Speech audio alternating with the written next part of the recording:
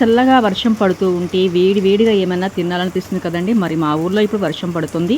మేమైతే వేడిగా సర్వపిండి చేసుకుంటున్నామండి. మరి మీ ఊరిలో వీటిని ఏమంటారో కామెంట్ చేయండి. బియ్యపిండిలో శనగపప్పు వేసి జీలకర్ర కారం వేసి దంచి అందులో ఉల్లిగడ్డలు కరివేపాకు ఉప్పు వేసి కలిపితే సర్వపిండి రెడీ అయిపోతుందండి. ఇంకా కొంచెం గిన్నెకి ఆయిల్ రాసుకొని ఇలా పూసుకొని పిండి ముద్ద చేసుకొని పలచగా నూనె అద్దుకుంటూ ఇలా పలచగా ఒత్తుకుంటే పలచగా వస్తాయండి.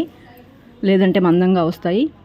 నాకైతే ఇప్పుడు మందమే వస్తాయండి, పలచగా రావు. మా అమ్మ చేస్తుందండి. ఇప్పుడు సర్వపిండి నేను కాదు, అమ్మ చేస్తుంది. నేనైతే కాలుస్తున్నాను. ఇలా హోల్స్ పెడుతున్నాను. హోల్స్ పెడితే తొందరగా కాలుతుంది. 4 పక్కల కూడా. చూసారు కదా, ఒకటి రెడీ అయిపోయిందండి. మనకి 2-3 గిన్నెలు రెడీగా ఉండాలండి. సర్వపిండి రెడీ అయిపోయిందండి. ఇంకా వేడి టీలో తినడమే ఆలస్యము. గిన్నె షేపులో భలేగా ఉంది కదండి సర్వపిండి. ఇంకా టీ పెట్టుకొని తినాలండి. టేస్ట్ కూడా చాలా బాగుంది.